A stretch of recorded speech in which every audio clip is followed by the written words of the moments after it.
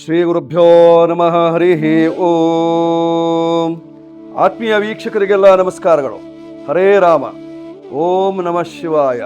ಕೈಲಾಸೆ ಅಭಯದಾನ ಶೂಲ ಸಮೃಗಂ ಕಲ್ಪದ್ರುಮೂಲೆ ಸ್ಥಿತಂ ಕರ್ಪೂರ ಸ್ಫಟಿಕೇಂದು ಸುಂದರ ತನುಂ ಕಾತ್ಯಾಯನಿ ಸೇವಿತುಂ ಗಂಗಾ ತುಂಗ ತರಂಗ ರಂಜಿತ ಜಟಾಭಾರಂ ಕೃಪಾ ಸಾಗರಂ ಕಂಠಾಲಂಕೃತ ಶೇಷಭೂಷಣಮುಮಂ ಸಂಜೀವನೀಂ ಭಾವಯೇ.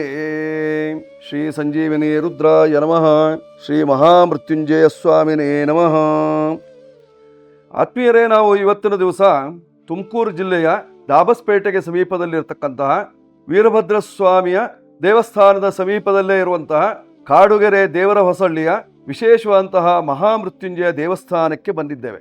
ಬಹಳ ಅದ್ಭುತವಾದಂತಹ ಸನ್ನಿವೇಶ, ಸನ್ನಿಧಾನ ಹಾಗೂ ಪರಿಸರ, ಪ್ರಕೃತಿಯ ಮಡಿಲಲ್ಲೇ ಇರತಕ್ಕಂತಹ ವಿಶೇಷವಾದಂತಹ ಮಹಾಮೃತ್ಯುಂಜಯ ದೇವಸ್ಥಾನ. ಇತ್ತೀಚೆಗಷ್ಟೇ ಆಗಿದ್ದರೂ ಸಹಿತವಾಗಿ ಬಹಳಷ್ಟು ಪ್ರಚಾರದಲ್ಲಿರ್ತಕ್ಕಂತಹ ಮೃತ್ಯುಂಜಯ ತಾವು ಕೇಳಿರಬಹುದು. ಕಾಶಿ ವಿಶ್ವನಾಥನ ಸನ್ನಿಧಾನದಲ್ಲಿ ಕಾಲಭೈರವನ ದರ್ಶನ ಮಾಡುವುದಕ್ಕಿಂತಲೂ ಮುಂಚಿತವಾಗಿ ಮಹಾಮೃತ್ಯುಂಜಯನ ದರ್ಶನವನ್ನು ನಾವು ಮಾಡಿಕೊಳ್ತೇವೆ. ಮಹಾಮೃತ್ಯುಂಜಯ ಅಂದರೆ ಮೃತ್ಯುವನ್ನು ದೂರ ಮಾಡುವಂತಹ ದೇವತೆ ಶಿವನೇ ಆಗಿದ್ದಾನೆ. ಶಿವನಿಗೆ ಹಲವಾರು ಹೆಸರುಗಳಿದ್ದಾವೆ. ಸ್ವಶ್ರೇಯಸಂ ಶಿವಂ ಭದ್ರಂ ಕಲ್ಯಾಣಂ ಮಂಗಲಂ ಶುಭಂ. ಶಿವ ಎಂದ ತಕ್ಷಣದಲ್ಲೇ ನಮಗೆ ಶ್ರೇಯಸ್ಸು, ಶುಭ, ಕಲ್ಯಾಣ, ಮಂಗಲ ಇತ್ಯಾದಿಗಳೆಲ್ಲವೂ ಉಂಟಾಗ್ತದೆ ಹೇಳುವಂತಹ ಒಂದು ಸದ್ಭಾವನೆ. ಆ ಶಿವನಲ್ಲಿ ಭಕ್ತಿ ಇಟ್ಟಾಗ ನಮ್ಮ ಕಷ್ಟಗಳೆಲ್ಲವೂ ಸಹಿತವಾಗಿ ಪರಿಹಾರವಾಗ್ತದೆ ಹೇಳುವಂತಹ ಒಂದು ಪ್ರತೀತಿ. ಶಿವಾರಾಧನೆಯನ್ನು ಮಾಡುವುದರಿಂದ ಕಷ್ಟಗಳೆಲ್ಲ ನಿವಾರಣೆಯಾಗ್ತದೆ. ಮೃತ್ಯು ದೋಷಗಳು ಬಂದರೂ ಸಹಿತವಾಗಿ ಪರಿಹಾರವಾಗ್ತದೆ. ಸದಾ ಕಾಲದಲ್ಲೂ ಸಂಕಷ್ಟದಲ್ಲಿರುವವರ ಸಂಕಷ್ಟವನ್ನು ಪರಿಹಾರ ಮಾಡ್ತಾನೆ ಶಿವ. ಆ ಶಿವನ ಸಂಸಾರ ಅದ್ಭುತವಾಗಿರ್ತಕ್ಕಂತಹದ್ದು. ಕೈಲಾಸಾತ್ ಈಶಕೋಣೆ ಸುರ ವಿಟಪಿತಟೆ ಸ್ಫಾಟಿಕೆ ಮಂಡಪೆ ಸನ್. ಕೈಲಾಸದ ಈಶಾನ್ಯ ಭಾಗದಲ್ಲಿರತಕ್ಕಂತಹ ಸ್ಫಟಿಕಮಯವಾದಂತಹ ಪೀಠದ ಮೇಲ್ಭಾಗದಲ್ಲಿ ಆಸೀನಾಗಿರ್ತಾನಂತೆ. ಸದಾ ಕಾಲದಲ್ಲೂ ಶಿವ ತಪೋನಿರತನಾಗಿರ್ತಾನಂತೆ. ಲೋಕ ಕಲ್ಯಾಣವನ್ನು ಮಾಡುವುದಕ್ಕೋಸ್ಕರವಾಗಿ ಕಾಲನಿಗೂ ಕಾಲನಾಗಿರ್ತಕ್ಕಂಥವನು ಮಹಾಕಾಲ. ಅವನಿಗೆ ಮಹಾಕಾಲ ಹೇಳುವಂತಹ ಒಂದು ಮತ್ತೊಂದು ಹೆಸರಿರ್ತಕ್ಕಂತಹದ್ದು. ಆ ಮಹಾಕಾಲನೇ ಆಗಿರ್ತಕ್ಕಂತಹ ಪರಮಶಿವ ತನ್ನ ಸಂಸಾರದೊಂದಿಗೆ ತನ್ನ ಎಡಭಾಗದಲ್ಲಿ ಪಾರ್ವತಿ ದೇವಿ, ಜೊತೆಯಲ್ಲಿ ಗಣಪತಿ, ಸುಬ್ರಹ್ಮಣ್ಯ, ಅವರ ಜೊತೆಯಲ್ಲಿ ವೀರಭದ್ರ, ಶೃಂಗೆ, ಭೃಂಗೆ ಇತ್ಯಾದಿ ಗಣದೇವತೆಗಳು, ಅವುಗಳೊಂದಿಗೆ ಸದಾ ಕಾಲದಲ್ಲೂ ಸಹಿತವಾಗಿ ತನ್ನ ಸಂಸಾರವನ್ನು ಚೆನ್ನಾಗಿಟ್ಟುಕೊಂಡು ಸಂಸಾರದಲ್ಲಿ ಏನಿರಬೇಕು ಏನಿರಬಾರದು ಹೇಳುವಂತಹದ್ದನ್ನು ತೋರಿಸಿಕೊಟ್ಟವನು ಪರಶಿವ, ಅರ್ಥಾತ್ ಸದಾಶಿವ. ಆ ಸದಾಶಿವನ ಅನುಗ್ರಹವನ್ನು ಪಡೆಯುವುದಕ್ಕೋಸ್ಕರವಾಗಿ ಲೋಕಾಂತರದಲ್ಲಿರ್ತಕ್ಕಂತಹ ಎಲ್ಲರೂ ಸಹಿತವಾಗಿ ಅವನನ್ನು ಆಶ್ರಯಿಸ್ತಾರಂತೆ. 14 ಲೋಕಗಳಲ್ಲಿರತಕ್ಕಂತಹ ಅತಳ, ವಿತಳ, ಸುತಳ, ತಳಾತಳ, ರಸಾತಳ, ಮಹಾತಳ, ಪಾತಾಳ, ಭೂರ್ಲೋಕ, ಭೋರ್ಲೋಕ, ಸುವರ್ಲೋಕ, ಮಹೋಲೋಕ, ಜನೋಲೋಕ, ತಪೋಲೋಕ, ಸತ್ಯಲೋಕ. ಈ ಪಾತಾಳದಿಂದ ಹಿಡಿದು ಸತ್ಯಲೋಕದವರೆಗೆ ಇರ್ತಕ್ಕಂತಹ ಸಿದ್ಧರೋ, ಸಾಧ್ಯರೋ, ಯಕ್ಷರೋ, ಗಂಧರ್ವರೋ, ಕಿನ್ನರರೋ, ಕಿಂಪುರುಷರೋ, ಚಾರಣರು, ಜೊತೆಯಲ್ಲಿ ನಾಗಗಳು, ಅದಲ್ಲದೆ ಅಪ್ಸರಸಿಯರು ಎಲ್ಲರೂ ಸಹಿತವಾಗಿ ಶಿವನನ್ನು ಆರಾಧಿಸ್ತಾರಂತೆ. ಶಿವ ಎಲ್ಲರಿಗೂ ಬೇಕು. ಅದಕ್ಕೋಸ್ಕರವಾಗಿ ಶಿವನನ್ನು ನಾವು ಸಹಿತವಾಗಿ ಆರಾಧಿಸ್ತಾ ಇರ್ತೇವೆ. ಭೂಲೋಕದಲ್ಲಿ ವಿಶೇಷವಾಗಿ ಆರಾಧಿಸುವಂತಹ ಸಂದರ್ಭದಲ್ಲಿ ನಮ್ಮ ಸನಾತನ ಭಾರತೀಯ ಪರಂಪರೆಯ ತಳಹದಿಯಲ್ಲಿ ಹೇಳಿರ್ತಕ್ಕಂತಹದ್ದು ಶಿವರಾತ್ರಿ ಹಬ್ಬ. ಅತ್ಯಂತ ವಿಶೇಷವಾಗಿರ್ತಕ್ಕಂತಹ ಒಂದು ಹಬ್ಬ. ಅದು ಉಪವಾಸದ ಹಬ್ಬವಾದರೂ ಸಹಿತವಾಗಿ ಶಿವಪಾರ್ವತಿಯರು ಮದುವೆಯಾದಂತಹ ದಿವಸವಾಗಿದೆ. ದಾಕ್ಷಾಯಿಣಿ ದೇವಿ ದೇಹತ್ಯಾಗವನ್ನು ಮಾಡಿದ್ದಾಳೆ. ಮತ್ತೆ ಪುನಃ ಹಿಮವಂತ ಹಾಗೂ ಮೇನಕೆಯರ ಮಗಳಾಗಿ ಹುಟ್ಟಿಕೊಂಡಿದ್ದಾಳೆ. ಶಿವನು ತಪೋನಿರತನಾಗಿದ್ದಾನೆ. ತಾರಕಾಸುರನ ಸಂಹಾರ ಆಗಬೇಕು. ಅದಕ್ಕೋಸ್ಕರವಾಗಿ ತಾರಕಾಸುರ ತಪಸ್ಸನ್ನಾಚರಿಸಿದ. ಬ್ರಹ್ಮದೇವನಿಂದ ವರವನ್ನು ಪಡೆದ. ಶಿವನ ಮಗನಿಂದ ನನಗೆ ಮರಣ ಬರಲಿ ಅಂತ ವರವನ್ನು ಪಡೆದ. ಅದಕ್ಕೋಸ್ಕರವಾಗಿ ಪೀಠಿಕೆ ಸಿದ್ಧವಾಯಿತು, ರಂಗಸಜ್ಜಿಕೆ. ಅತ್ಯಂತ ವಿಶೇಷವಾಗಿರ್ತಕ್ಕಂತಹದ್ದು. ಪಾರ್ವತಿ ದೇವಿ ತಪಸ್ಸಿಗೆ ಕುಳಿತಳು. ಉಮಾ ಹೇಳುವಂತಹ ಹೆಸರನ್ನು ಪಡೆದಳು. ಅಪರ್ಣ ಹೇಳುವಂತಹ ಹೆಸರನ್ನು ಪಡೆದುಕೊಂಡಳು. ದೇವಾನುದೇವತೆಗಳ ಸಮ್ಮುಖದಲ್ಲಿ ಶಿವರಾತ್ರಿ ಎಂದು ರಾತ್ರಿಯ ಕಾಲದಲ್ಲಿ ಶಿವನಿಗೆ ಹಾಗೂ ಪಾರ್ವತಿಯರಿಗೆ ವಿವಾಹವಾಯಿತು. ಆ ವಿವಾಹವಾದಂತಹ ದಿವಸವನ್ನು ನಾವು ಶಿವರಾತ್ರಿಯನ್ನಾಗಿ ಆಚರಿಸ್ತೇವೆ. ಆ ಶಿವರಾತ್ರಿಯ ದಿವಸ 8 ಯಾಮಗಳಲ್ಲೂ ಸಹಿತವಾಗಿ ನಾವು ಉಪವಾಸವಿದ್ದು ಅವನನ್ನು ಆರಾಧಿಸಿದಾಗ ಶಿವನು ಸುಪ್ರೀತನಾಗಿ ನಮ್ಮ ಕಷ್ಟವನ್ನೆಲ್ಲ ಪರಿಹಾರ ಮಾಡ್ತಾನಂತೆ. ಒಂದು ದಿವಸಕ್ಕೆ 8 ಯಾಮಗಳು. ಪರಮೇಶ್ವರನಲ್ಲಿ ಇರ್ತಕ್ಕಂಥದ್ದು 8 ಶಕ್ತಿಗಳು, ಪಂಚಭೂತಗಳು: ಪೃಥ್ವಿ, ಅಪೋ, ತೇಜೋ, ವಾಯು, ಆಕಾಶ, ಸೂರ್ಯ, ಚಂದ್ರ, ಅಗ್ನಿ. ಈ ರೀತಿಯಲ್ಲಿ ಅಷ್ಟಮೂರ್ತ್ಯಾತ್ಮಕನಾದಂತಹ ಶಿವನು ಸಾಕ್ಷಾತ್ತಾಗಿ ಅವತ್ತಿನ ದಿವಸ ಪ್ರತಿಯೊಬ್ಬರಿಂದನೂ ಪೂಜೆಯನ್ನು ತೆಗೆದುಕೊಳ್ತಾನೆ. ಪ್ರತಿ ಲೋಕದಲ್ಲೂ ಸಹಿತವಾಗಿ ಅವನಿಗೆ ಪೂಜೆ ಜರುಗ್ತದೆ. ಕೈಲಾಸದಲ್ಲಂತೂ ಅತ್ಯಂತ ವಿಶೇಷವಾದಂತಹ ಸಡಗರ, ಸಂಭ್ರಮ, ಗಣದೇವತೆಗಳಿಗೆ ಸಂತುಷ್ಟಿಯ ಕಾಲ. ಆ ಸಂದರ್ಭವನ್ನು ನಾವು ಉಪಯೋಗಿಸಿಕೊಳ್ಳಬೇಕಾಗಿರ್ತಕ್ಕಂಥದ್ದು ಶಿವರಾತ್ರಿ ಎಂದು ಪ್ರಾತಃ ಕಾಲದಿಂದ ಆರಂಭಿಸಿ ಮರುದಿವಸ ಪ್ರಾತಃ ಕಾಲದವರೆಗೆ ಅರ್ಥಾತ್ 8 ಯಾಮದವರೆಗೂ ಸಹಿತವಾಗಿ ನಾವು ಪರಮಾತ್ಮನ ಪರಮೇಶ್ವರನಾಗಿರತಕ್ಕಂತಹ ಶಿವನ ದರ್ಶನ, ಜೊತೆಯಲ್ಲಿ ಸಾಯಂಕಾಲದ ಸಂದರ್ಭದಲ್ಲಿ 4 ಯಾಮಗಳಲ್ಲಿ ಪೂಜೆ, ಅರ್ಥಾತ್ ಜಾಗರಣೆಯನ್ನು ಮಾಡುವುದರ ಮೂಲಕವಾಗಿ, ಉಪವಾಸವನ್ನು ಮಾಡುವುದರ ಮೂಲಕವಾಗಿ, ಭಜನೆಯನ್ನು ಮಾಡುವುದರ ಮೂಲಕವಾಗಿ, ಶಿವನ ಸಂಕೀರ್ತನೆಯನ್ನು ಮಾಡುವುದರ ಮೂಲಕವಾಗಿ, ಶಿವನಾಮ ಸ್ಮರಣೆಯನ್ನು ಮಾಡುವುದರ ಮೂಲಕವಾಗಿ, ಶಿವ ಜಪಾನುಷ್ಠಾನದಲ್ಲಿ ತಲ್ಲೀನರಾಗಿ 4 ಯಾಮಗಳಲ್ಲೂ ಸಹಿತವಾಗಿ ಪರಶಿವನಿಗೆ ಪಂಚಾಮೃತಾಭಿಷೇಕ, ಅವನಿಗೆ ಪಂಚಾಮೃತಾಭಿಷೇಕ ಅಂದ್ರೆ ಅತ್ಯಂತ ಪ್ರಿಯ. ಜೊತೆಯಲ್ಲಿ ಅಭಿಷೇಕ ಪ್ರಿಯ ಶಿವ, ಅಭಿಷೇಕವೇ ಬೇಕು. ತಲೆಯಲ್ಲಿ ಗಂಗೆಯನ್ನೇ ಇಟ್ಟುಕೊಂಡಿದ್ದಾನೆ, ಗಂಗಾಧರನಾಗಿದ್ದಾನೆ, ಆದರೂ ಸಹಿತವಾಗಿ ಅವನಿಗೆ ಅಭಿಷೇಕ ಬೇಕು. ಆದ್ದರಿಂದ ಅವತ್ತಿನ ದಿವಸ 4 ಯಾಮಗಳಲ್ಲಿ ಅಭಿಷೇಕ, ಪೂಜೆ ಇತ್ಯಾದಿಗಳನ್ನು ಮಾಡುವುದರಿಂದ ಸೂರ್ಯ ಉದಯದಿಂದ ಮತ್ತೊಂದು ಸೂರ್ಯ ಉದಯದವರೆಗೆ, ಅರ್ಥಾತ್ 24 ಹೋರೆಗಳವರೆಗೂ ಸಹಿತವಾಗಿ ಅವನಿಗೆ ಪೂಜೆಯನ್ನು ಸಲ್ಲಿಸಿದಾಗ ಶಿವನು ಸಂಪ್ರೀತನಾಗಿ 1 ವರ್ಷದ ಕಷ್ಟವನ್ನು ಪರಿಹಾರ ಮಾಡ್ತಾನಂತೆ. ಒಂದೇ ವರ್ಷದ ಕಷ್ಟ. ಯಾಕೆ?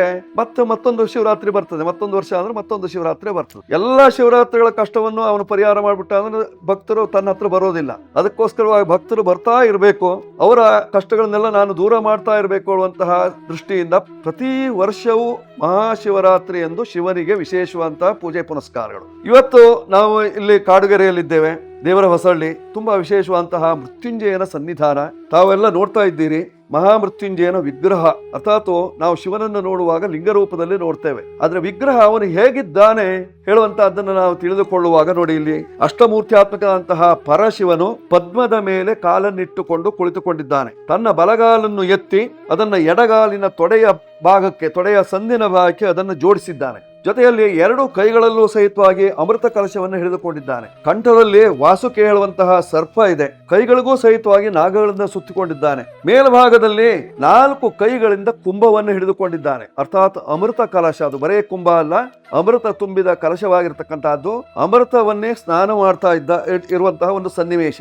ಕೈಗಳಲ್ಲೂ ಸಹಿತವಾಗಿ ಇಲ್ಲಿ ಅಮೃತ ತುಂಬಿದಂತಹ ಕಲಶಗಳಿದ್ದಾವೆ. ಜೊತೆಯಲ್ಲಿ 2 ಕೈಗಳಲ್ಲಿ, ಅರ್ಥಾತ್ ಒಂದು ಕೈಯಲ್ಲಿ ಜಪದ ಮಾಲೆಯನ್ನು ಹಿಡಿದುಕೊಂಡಿದ್ದಾನೆ ಬಲಭಾಗದ ಕೈಯಲ್ಲಿ, ಎಡಭಾಗದ ಕೈಯಲ್ಲಿ ಮೃಗಿ ಮುದ್ರೆ, ಅರ್ಥಾತ್ ಜಿಂಕೆಯ ಮುಖದ ಆಕೃತಿಯಲ್ಲಿರ್ತಕ್ಕಂತಹ ಮುದ್ರೆಯನ್ನು ಹಿಡಿದುಕೊಂಡಿದ್ದಾನೆ, ಅರ್ಥಾತ್ ಜಿಂಕೆಯನ್ನು ಹಿಡಿದುಕೊಂಡಿದ್ದಾನೆ. ಇದು ಅತ್ಯಂತ ವಿಶೇಷವಾಗಿರ್ತಕ್ಕಂತಹದ್ದು. ಈ 8 ಕೈಗಳಲ್ಲೂ ಸಹಿತವಾಗಿ ಆಯುಧವನ್ನು ಹಿಡಿದುಕೊಳ್ಳಿಲ್ಲ, ತ್ರಿಶೂಲವನ್ನು ಹಿಡಿದುಕೊಳ್ಳಿಲ್ಲ, ಅಥವಾ ಅವನ ಕೈಯಲ್ಲಿರ್ತಕ್ಕಂತಹ ಪರಶು ನಮಗೆ ಕಾಣಿಸ್ತಾ ಇಲ್ಲ. ಅವನು ತಪಸ್ಸಿಗೆ ಕುಳಿತಿರ್ತಕ್ಕಂತಹ ಭಂಗಿಯನ್ನು ನಾವು ನೋಡ್ತಾ ಇದ್ದೇವೆ. ಆದ್ರೆ ಅಮೃತ ಕಲಶವನ್ನು ಹಿಡಿದಿರತಕ್ಕಂತಹ ಮೃತ್ಯುಂಜಯನ ಸ್ವರೂಪ ಅತ್ಯಂತ ವಿಶೇಷವಾಗಿರ್ತಕ್ಕಂತಹದ್ದು. ಯಾರಿಗಾಗಿ?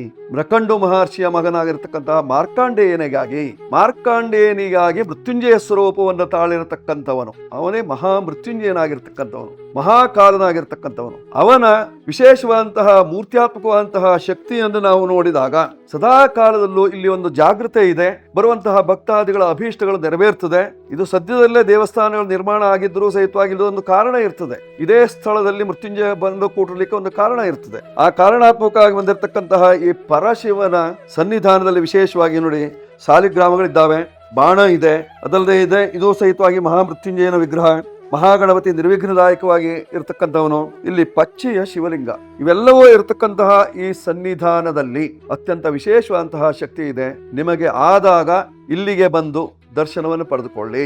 ಜೊತೆಯಲ್ಲಿ ಸಾಧ್ಯವಾದರೆ ಪಂಚಾಮೃತ ಅಭಿಷೇಕ, ಮಹಾಭಿಷೇಕ ಇತ್ಯಾದಿಗಳನ್ನು ಮಾಡಿಸಿ ಶಿವನ ಕೃಪೆಗೆ ಪಾತ್ರರಾಗಿ ನಿತ್ಯ ನಿರಂತರವಾಗಿ ಇಲ್ಲಿ ದೀಪದಲ್ಲಿ ಶಿವನನ್ನು ನೋಡುವಂತಹ ಒಂದು ಯೋಗವನ್ನು ಕಲ್ಪಿಸಿ, ಅರ್ಥಾತ್ ದೀಪಕ್ಕೆ ಎಣ್ಣೆಯನ್ನು ಕೊಡಿ. ಅದಕ್ಕಿಂತಲೂ ಮುಖ್ಯವಾಗಿ ನೀವು ಮಾಡಬೇಕಾಗಿರ್ತಕ್ಕಂತಹದ್ದು, ಶಿವನ ಸನ್ನಿಧಾನಕ್ಕೆ ಬರುವಾಗ ಫಲತಾಂಬೂಲಾದಿಗಳನ್ನೆಲ್ಲ ತೆಗೆದುಕೊಂಡು ಬನ್ನಿ, ಅವನ ಸೇವೆಯನ್ನು ಮಾಡಿಕೊಳ್ಳಿ. ಶಿವರಾತ್ರಿ ಎಂದಂತೂ ತುಂಬಾ ವಿಜೃಂಭಣೆ ಇರ್ತದೆ. ವಿಜೃಂಭಣೆಯ ಈ ಸಂದರ್ಭದಲ್ಲಿ ಸಾವಿರಾರು ಜನರಲ್ಲ, 18,000 ಜನರು ಈ ಜಾಗಕ್ಕೆ ಬರ್ತಾರೆ. ಈಗಾಗಲೇ ಪ್ರಚಾರ ಆಗ್ತಾ ಇದೆ, ಇನ್ನೂ ಪ್ರಚಲಿತವಾಗಬೇಕು. ಅಂದ್ರೆ ಜನಸಾಗರ ಬಂದ ಹಾಗೆ ಶಿವನಲ್ಲಿಯೂ ಶಕ್ತಿ ಬರ್ತದೆ. ಲೋಕ ಕಲ್ಯಾಣಕ್ಕಾಗಿ ನಿಂತಿರತಕ್ಕಂತಹ ಮಹಾಮೃತ್ಯುಂಜಯನ ಅನುಗ್ರಹವನ್ನು ಪಡೆದುಕೊಳ್ಳುವುದರಿಂದ ನಮ್ಮೆಲ್ಲ ಕಷ್ಟಗಳು ಪರಿಹಾರವಾಗಿ ಸುಖ, ಶಾಂತಿ, ನೆಮ್ಮದಿ ಲಭಿಸ್ತದೆ ಹೇಳುವಂತಹ ಒಂದು ವಿಶೇಷತೆ ಇರತಕ್ಕಂತಹದ್ದು. ಆ ನಂಬುಗೆಯಿಂದ ಇವತ್ತಿನ ದಿವಸ ನಾನು ಮಹಾಮೃತ್ಯುಂಜಯನ ಸನ್ನಿಧಾನಕ್ಕೆ ಬಂದಿದ್ದೇನೆ. ತಾವೆಲ್ಲರೂ ದರ್ಶನ ಮಾಡ್ಕೊಳ್ತಾ ಇದ್ದೀರಿ.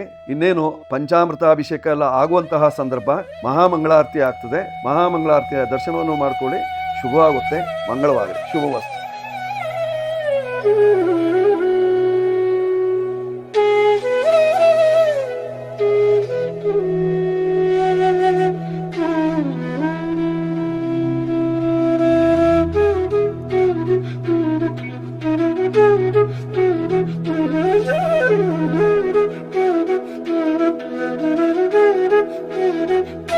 ಓಂ ಸಾಂಗ್ರಹಣ್ಯಷ್ಟಾಯತೆ ಇಮಾಂ ಜನತಾ वसङ्गृह्णानीति द्वादशारत्नेरशना भवति द्वादशमासाः संवत्सरः संवत्सरमेवावरुन्धे मौञ्जे भवति ऊर्ध्वे मुञ्जाः ऊर्जमेवावरुन्धे चित्रा नक्षत्रं भवति चित्रं वा एतत् कर्म यदश्वमेतत् समृद्ध्यै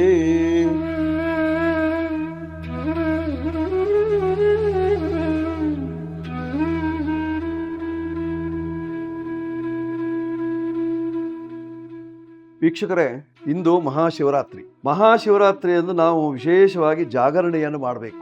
ಶಿವನ ಪ್ರೀತಿಗಾಗಿ, ಜೊತೆಯಲ್ಲಿ ಉಪವಾಸದ ಹಬ್ಬದ ನಿಮಿತ್ತವಾಗಿ ನಾವು ಉಪವಾಸವನ್ನ ಮಾಡಿಕೊಂಡು ರಾತ್ರಿಯ ಕಾಲದಲ್ಲಿ ಜಾಗರಣೆಯನ್ನು ಮಾಡಿದಾಗ ಶಿವನು ಪ್ರೀತನಾಗ್ತಾನೆ. ಶಿವನ ಮದುವೆಯ ಸಂದರ್ಭದಲ್ಲಿ ದೇವತೆಗಳೆಲ್ಲರೂ ಸಹಿತವಾಗಿ ಜಾಗರಣೆಯನ್ನು ಮಾಡಿದ್ರಂತೆ. ಶಿವನ ಮದುವೆ ಆಗಿರತಕ್ಕಂತಹದ್ದೇ ರಾತ್ರಿಯ ಕಾಲದಲ್ಲಿ ದೇವತೆಗಳೆಲ್ಲರೂ ಸಹಿತವಾಗಿ ವಿಶೇಷವಾಗಿ ದೀಪಾಲಂಕಾರವನ್ನು ಮಾಡಿ ದೀಪದ ಬೆಳಕಿನ ಮೂಲಕವಾಗಿ ಶಿವನಿಗೂ ಹಾಗೂ ಪರ್ವತ ಪುತ್ರಿಯಾದಂತಹ ಪಾರ್ವತಿಗೂ ವಿವಾಹವನ್ನು ಮಾಡಿದರಂತೆ. ಆ ಸಂದರ್ಭದಲ್ಲಿ ದೇವತೆಗಳೆಲ್ಲರೂ ಸಹಿತವಾಗಿ ಜಾಗರಣೆಯನ್ನು ಮಾಡಿದ್ರಂತೆ. ನಾವು ಜಾಗರಣೆಯನ್ನು ಮಾಡಿ ಶಿವನನ್ನು ಒಲಿಸಿಕೊಂಡಾಗ, ಶಿವನ ಒಲುಮೆಗೆ ನಾವು ಪಾತ್ರರಾದಾಗ ನಮಗೆ ಏನು ಫಲ ಸಿಗ್ತದೆ, ಜಾಗರಣೆಯಿಂದ ಏನು ಫಲ ಸಿಗ್ತದೆ, ಇದು ಬಹಳ ಮುಖ್ಯವಾಗಿರ್ತಕ್ಕಂಥದ್ದು. ನಾವು ಪ್ರತಿ ದಿವಸವೂ ನಿದ್ರಾದೇವಿಗೆ ಶರಣು ಹೋಗ್ತೇವೆ. ರಾತ್ರಿ 9 ಗಂಟೆ 10 ಗಂಟೆ ಆಗೋದಕ್ಕಿಂತ ಮುಂಚಿತವಾಗಿ ನಾವು ಮಲಗಿಬಿಡುತ್ತೇವೆ. ಬೆಳಗಾಗುವಾಗ ನಾವು ಹೇಳೋದು, ಬೆಳಗಾಗ್ತದೆ, ಅಷ್ಟು ಕಾಲವು ನಾವು ನಿದ್ರೆಯಲ್ಲೇ ಕಾಲವನ್ನು ಕಳೆದು ಬಿಡ್ತೇವೆ. ಆದರೆ ವರ್ಷದಲ್ಲಿ ಒಂದು ಸಾರಿ ಆದರೂ, ಒಂದು ದಿವಸವಾದರೂ ನಾವು ನಿದ್ದೆಗೆಟ್ಟು ಅರ್ಥಾತ್ ನಿದ್ರೆ ಇಲ್ಲದೆ ಶಿವ ಸಂಕೀರ್ತನೆಯನ್ನು ಮಾಡಿದರೆ ಇಲ್ಲಿ 2 ಪ್ರಯೋಜನ. ಒಂದು, ಶಿವನಾಮ ಉಚ್ಚಾರಣೆ ಮಾಡೋದು, ನಿದ್ರೆಯನ್ನು ಮಾಡದೇ ಇರೋದು. ಇವು ಎರಡನ್ನು ನಾವು ಮಾಡಿದಾಗ ನಮ್ಮಲ್ಲಿ ವಿಶೇಷವಾಗಿ ಜಾಗೃತಾ ಶಕ್ತಿ ಉಂಟಾಗ್ತದೆ. ನಮ್ಮ ದೇಹದಲ್ಲೇ ಇರತಕ್ಕಂತಹ 7 ಚಕ್ರಗಳು ಸಹಿತವಾಗಿ ಜಾಗೃತರಾಗಿ ಶಿವನ ಅನುಗ್ರಹವನ್ನು ನಾವು ಪಡೆದುಕೊಳ್ಳಲಿಕ್ಕೆ ಸಾಧ್ಯತೆ ಇರತಕ್ಕಂತಹದ್ದು. ನಾವು ಹಗಲಿನಲ್ಲಿ ಎಷ್ಟೇ ಪೂಜೆ ಪುನಸ್ಕಾರದಿಂದ ಮಾಡಿದರೂ ಶಿವನ ಅನುಗ್ರಹ ಆಗೋದಿಲ್ಲ. ಶಿವರಾತ್ರಿ ಎಂದು ರಾತ್ರಿಯ ಕಾಲದಲ್ಲಿ ಪೂಜೆ ಪುನಸ್ಕಾರಗಳನ್ನು ಮಾಡಿದಾಗ ನಮಗೆ ಅನುಕೂಲತೆಗಳು ಜಾಸ್ತಿ. ವಿದ್ಯಾರ್ಥಿಗಳಿಗೆ ವಿದ್ಯಾಲಾಭ ಉಂಟಾಗ್ತದೆ. ವಿದ್ಯಾರ್ಥಿಗಳು ಸಹಿತವಾಗಿ ಜಾಗರಣೆಯನ್ನು ಮಾಡಿದರೆ ವಿದ್ಯಾಲಾಭ ಉಂಟಾಗ್ತದೆ. ಧನಾರ್ಥಿಗಳಿಗೆ ಧನಲಾಭ ಉಂಟಾಗ್ತದೆ. ವ್ಯವಹಾರದಲ್ಲಿ ಕುಶಲರಾಗ್ತೀರಿ. ಬಂಧು ಬಾಂಧವರ ಪ್ರೀತಿಯನ್ನ ಪಡೆದುಕೊಳ್ಳಲಿಕ್ಕೆ ಸಾಧ್ಯತೆ ಇದೆ. ನಿಮ್ಮ ಸಂಸಾರವನ್ನು ಸರಿಯಾಗಿಟ್ಟುಕೊಳ್ಳಲಿಕ್ಕೆ ಸಾಧ್ಯತೆ ಇದೆ. ಸಂಸಾರ ಪ್ರಿಯ ಅವನು ಶಿವ.